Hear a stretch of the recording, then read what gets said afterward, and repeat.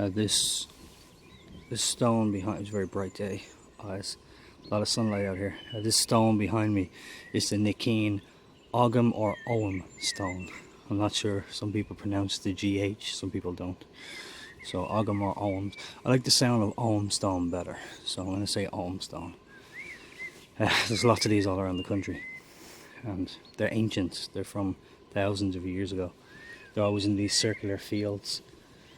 There used to be other stones going around, like in circles around here. You would have them going that way, you know, all the way around. You can see it is circular, and obviously somebody does come here every once in a while to maintain it, to keep the circle.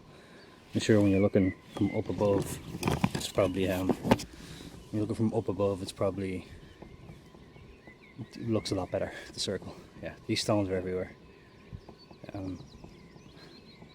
I'm not sure exactly what they mean. I only looked it up briefly. They're ancient. They think it was where, you know, deities in Ireland pre-Christianity, it's probably where they went to pray. Probably where they went to pray. Yeah, so it's pretty cool. I'm in this area. It's Strannahealy in Wicklow, deep Wicklow, by the way, not the Wicklow Way or the Wicklow Trail like I'd normally be on. This is much different. This is literally the middle of nowhere. I drove here. I don't know if I'm staying for the night yet or not. Right now it's 3 o'clock, but it won't get dark till 9:30, 10 o'clock. So yeah, I'm not sure. It's, I could be I could be here tonight, and again I don't know. I saw this lovely little forest over there. It seems to be an area where people park to come and see the stone, which I never trust. I wouldn't leave my car in a car park overnight. There's a little hellion right there. Can't believe I made it this far. The White Ranger, as I call it, Tommy. Remember the Power Rangers, Tommy? That's Tommy, the White Ranger. Yeah, I'm not going to leave it there, even though that does like, if you park right down there in that corner, the road is there. Like there's one road there, another road straight down here. You can't drive in here. There's a gate here, and there's a gate on that road there as well. If you were to follow that road, by the way, it would lead to Paula Adu.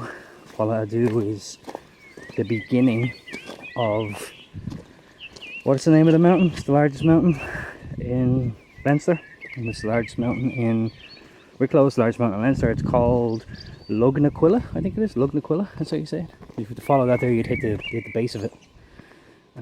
You can't actually see it from here, but it's beyond there. You can see it's going up into the sky over there. I can't get close. I've no zoom, as I've told you before.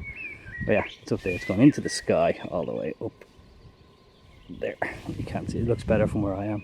Doesn't look so good on the camera. But yeah, and I have found a couple of little nice spots around here. I'm just looking for a safe place to actually park. This little forest right here is lovely, actually. I was in there earlier. There's some lovely flat spaces in there. But as you can see, if I were to park right here, there's a big warning sign saying no parking in front of this barrier. Now, can you park there? Oh, that's obviously when the gate opens. It clamps to that over there when the gate opens. I don't think that's a parking space. I think if you park there, you could be in a lot of trouble. So I'm not going to park there. But yeah, this forest in here is very nice. I don't know if you can see inside there. The light isn't very good, but it's lovely. Flat spots in there. It's nearby. And when nightfall comes, there'll be nobody around. They'll all be gone. So that doesn't mean I won't be awoken to the sound of kids and dogs and so on in the morning. If I do decide to stay, I haven't made up my mind. I've not yet made up my mind on whether or not I want to stay out here.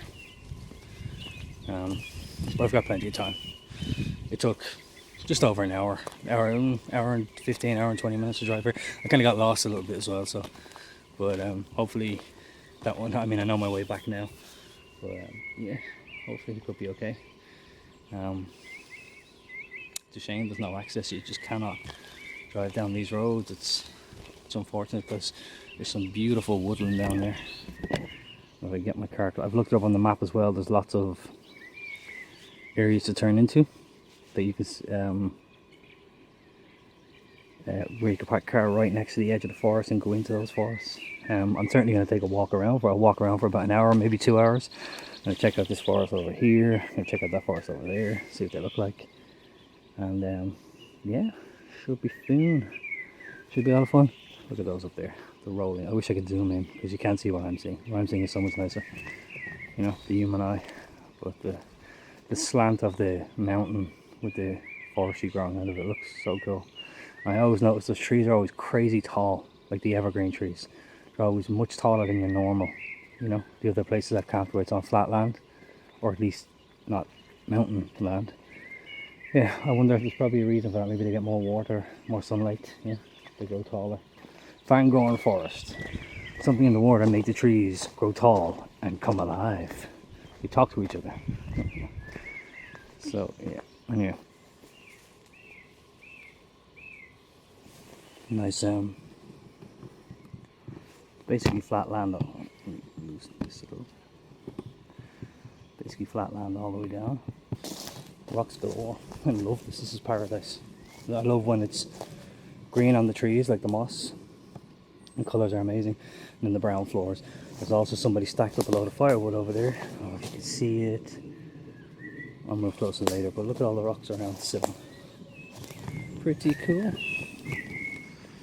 Mr. Cocktail. Let me get closer.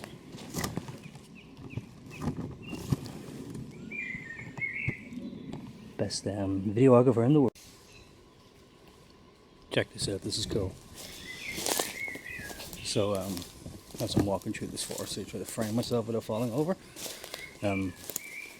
There's like a lot of like normally when somebody does this sort of thing, that sort of thing, it's usually they're about to build something. When they don't build something, they usually leave it there as, hold on, the screen is blurry. Okay, that looks better on my screen. Yeah, normally when they do this, it's to they leave it there as firewood, and it'd be pretty decent firewood. I get, look at the big log, you know, I get some very nice firewood out of that. There's also a lot more lying around on the ground and stacked up against bricks and so rocks and stuff down there. It's such a beautiful little mini forest here, but it's also got a lot of roots sticking up. They're dangerous because you can trip on them very easy. It's like someone double stacked that stone. That put there, if that had to be put there by people. Look at it, like, I didn't cop this earlier actually. That had to be put there by people, oh my god. Imagine the effort, this thing is massive, look. Let's put that in perspective. This thing is huge.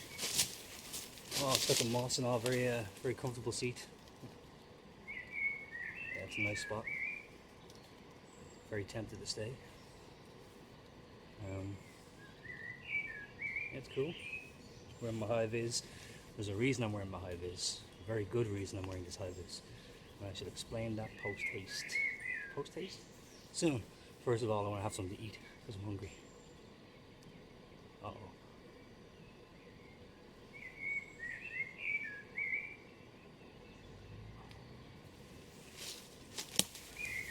Alright.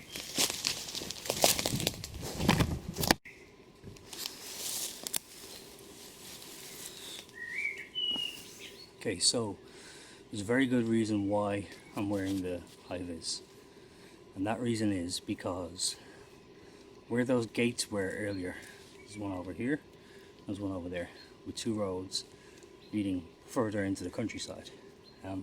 When you cross those gates, you're no longer in Nickeen, which is the area I'm in now, and you pass into Stranahili. So I'm actually slightly over the border now, so I am actually in Stranahili, which leads on to Pola Adu. Right, and if you look this up online, because I didn't know about it, I was checking the area out and I saw these signs. I saw the signs out there, but it's not there anymore. It's gone. So I'll actually take a picture of it. I'll take a screenshot of it and I'll put it in the video so you can see the sign. Now I saw this on Google Maps because the Google Maps end on these roads. Right?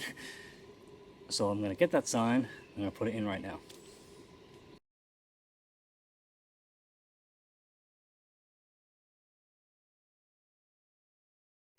Okay, and so what that sign means is, it means this is an army range. That's the reason I'm wearing the high vis. It's an army range. It's Stranahili, Pola Adu, especially is an army range. Live fire, it's not practice stuff. I mean, it is practice, but they use live rounds and stuff. There's all those warnings, you know, you enter here at your own risk, it's very dangerous, so on. Like that sign says, if you find bullets or, you know, if you find bullets or spent shells or what to say, like explosive things that explode, I'm not sure, but yeah, you've not to touch them. You know, you can't touch it, and you have to report it to the nearest barracks, which is pretty close by. I can't pronounce the name of the barracks because it's a very long Irish word, but yeah, you have to report to them. And there's also a number there to call. So I called the number first of all. I called them and said, you know, it tells you like on that sign, and it tells you on the website too. I went onto the website and it says you will see red flags all around the area when they're actually practicing, when they're training, when the army are training. And at night time, red beacons, like lights that light up, because obviously they train at night time as well. And in all conditions, you know, I imagine it gets very, very wet up here. The fog must be incredible at times. Like the tops of the mountains are all covered in fog. Like I could see it rolling down the hills earlier. So yeah, rough conditions really. And I'm lucky because it's been a nice week. It's been a nice summer so far. And everything is wet because it rained this morning. It's not soaking wet, you know, so I'll have no trouble if I stay. And that's the only thing that really bothers me. I called ahead. They said there's nothing on this week and there's nothing on this weekend, but they warned me. I just said I wanted to go for a long walk. People walk up here all the time, right? So I said I want to go for a walk, and the guy said, oh yeah, no problem, there's nothing on. And when there is something on, you'll see the red flags, you'll see the red beacons, red flags during the daytime, red beacons at night time. He said you'll see them, nothing to worry about. So that's why I wore the high vis, just in case. He assures me there's nothing on, but just in case. I should have got an orange high vis, to be honest, but I don't have one. I tried ordering one online. They're all terrible, or if they're too expensive, you know. So these ones are really, really cheap. You get 10 of these for 10 quid, you know, little light polyester-y things. But they're high vis. These strips are reflective and so on. So yeah. That's why I wore it, just in case. You never know. Safety first. And there's insects all over me. There's flies everywhere. I wouldn't have expected that. It's too early for them. It's only May. Too early for the flies. So that's why I wore the high vis. I'm in an army range, and you know. Yeah. So I want to go out and have a. I'm going to walk both those roads now. I'm going to walk that road first of all and check out that forest. I'm going to walk that road and check out that forest. And I won't bring the camera, but I have my camera phone, which always looks terrible because you know, I don't like the camera. It just doesn't. You see in the last video how much of the footage is so bad, because you can film in tighter conditions better. Like a boat is very small, you know. You can film in tighter conditions better on the phone, not so much on this camera. So I use the phone more, but then the quality is terrible, especially on a boat, because everything's vibrating and moving. Like, it's very hard, very difficult. This is why when Steven Spielberg made Jaws, you know, they weren't actually on a boat, it was a set. And then when they were on the boat, it was only all those outside shots, you know. And I think that scene where they're, you know, showing me the way to go home, that's actually on the boat, but the camera never moves, you know. He's right up against the wall, and just to film these three guys around the table. Yeah, I learned some serious lessons filming on that boat. It was tough. So yeah, I'm going to go take a walk. I'm not going to bring the camera. I'm going to put it back in the car. Take a walk and see what's up there, because that forest is really nice. So we'll check back in a while.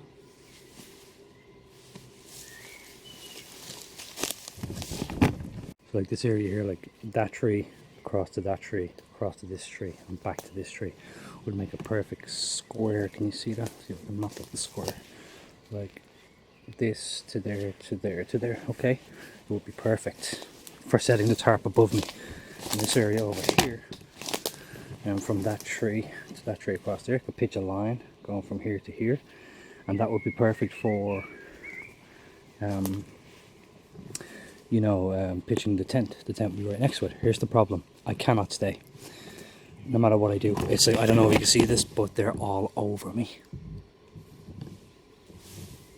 You see it, they're everywhere. I don't know if they're showing up on camera, but they're everywhere. One has bit me on the eye. My eye feels kind of swollen. I can't stay in this forest. I would love to. I would love to. I'm definitely coming back here. I'm coming back here I'm going to come back here in the winter time when there's no more flies. this must be like their hatching season or something, because they're just everywhere. There's millions of them, and if I stay here tonight, I'm going to get eaten alive. I think obviously the fire would send them off, but then they'd come back when I fell asleep. When the fire died down and I fell asleep, they'd come back and they'd eat me alive. So I can't. I would love to stay here so much, but I can't do it. I have all my gear with me as well. I have everything with me. I can't stay. Oh my god, they're everywhere. See them? They're all over my face. They're crawling all over me. They're so small. Can you see them? I don't know if they're showing up on camera, but they're crawling all over me. And when you stay still, they're everywhere. Yep, unfortunately, and it's getting worse. They send out signals or something. They know I'm here. Take my thing and my very bad camera work as always, and my water, and I'm getting the heck out of this forest. They're literally crawling all over me. They're inside the car as well. They're everywhere, and I'd be right beside the car too if I wanted to be, because there's the car out there. I don't know if you see it, but it is. Oh my god! Oh my god! I'm being eaten alive. Ooh. Okay, safety in the car. Got back into the car, even having the door open for a couple of seconds. They all came in. It's starting to lightly rain now. There's rain on the windscreen, you can see. Rain on the windscreen there. Hopefully that shows up on camera.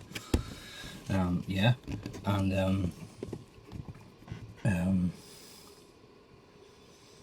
what's the point of that? Safety, finally safety, because they're just everywhere. They're biting me. I even killed lots of them in the car using my towel here, my trusty hand towel to whip them, because they're everywhere. They're so small, they're tiny. They actually look like specks of dust. They look like specks of dust floating through the air, but they're not specks of dust, they're flies. It's such a nice spot. I love the spot. I want to come back to the spot. I definitely will come back to the spot. I'll do it in winter. I'll go early in winter time. Do it then. There should be no flies around, because that's such a great spot. I definitely want to check it out. It's an invasion. It's actually not an invasion. I'm invading their territory. That's the problem. But yeah, so there's nothing I can do. I have to just head home. It's early enough. It's only 4:30. So it's 4:30 now. I got a nice little video of the Ogham stone anyway, or the Ogham stone. So I'll put that up with a couple of bits of this stuff in it and so on, explaining why I couldn't actually camp today. It's okay for a day trip video. It took an hour and a half to get here. It's quicker to get home, actually an hour to get home, because I know my way now. I'll just be straight home. Oh, I think I just saw a kestrel maybe flying over there into the tree. That's pretty cool. There's somebody next to me too. Can you see that? There's a car next to me. They were an old couple. They're gone walking up the trail up there. Oh, there's another one. Those little flies. Hold on, kill it. Oh, die. Yeah, destruction. So I'll be killing. You'll have to open the windows and fly down the motorway. When I go on the motorway, just fly down, and hopefully it just suction cup, just sucks them all out the window. Just go. There's so many of them. They're in the car. They can probably get through the tiniest of spaces because they're so small. You can always see them against the window because they're trying to get out, They're like, let me go. But if I open the door to let them out, you know what will happen? 10,000 more will come in, so I can't do that. Yeah, sorry, fly attack like crazy, so cannot do a thing with that. Gotta head home. Had something to eat there. Wanted to do a little fire, make a cup of tea. Couldn't. I know the fire would have drove the insects away, it always does, but then they'll come back, and I can only imagine. I can actually feel this sore coming out of me. Let's see what that looks like in a couple of hours. But it's like receding hairline woes. Oh no, getting old sucks. Yeah, I didn't want to get eaten alive, and I would have been. I would have woke up tomorrow morning, and I could feel one bite on my eye, one on my head, and one behind my ear, all on the right side. So, hopefully, if I'd have stayed, and I would have loved to have stayed, believe me, that was a perfect spot. Especially because I can see the car and stuff. I'm always very anxious about leaving the car at night time. Your fear dissipates, there'll be nobody around, but first thing in the morning as well. So, but I'm out in the middle of nowhere, but it doesn't matter because I've had some bad experiences with that before. So, yeah, I'm always very anxious about it, but it would have been cool because I could actually see exactly where I was. Is that what I think it is? I think I just saw, I think I'm looking at a bottle holder from a bicycle. Right up there. came off someone's bike maybe. I'll check that later. So yeah, have to head home. Can't stay. Wish I could, but can't. Anyway, thanks for watching, and if anything else happens on the way home, I'll be sure to film it, and you know, hopefully nothing horrible like a, never mind, I won't say anything horrible, but yeah, so thanks for watching, and see you on the next one.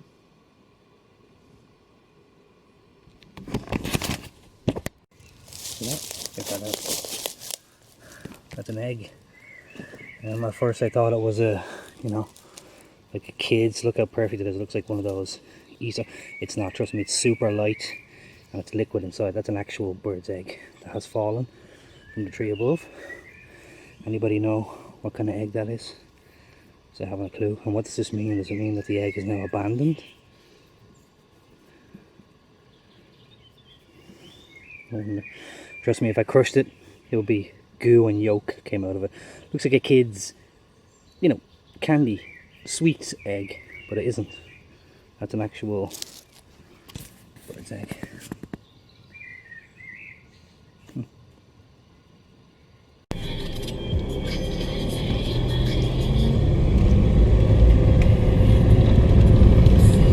Going down these country back roads, baby. Might have to take out the sound from the, you know, because I don't have copyright to play that song. That's what do you call it? 8-1 paper planes.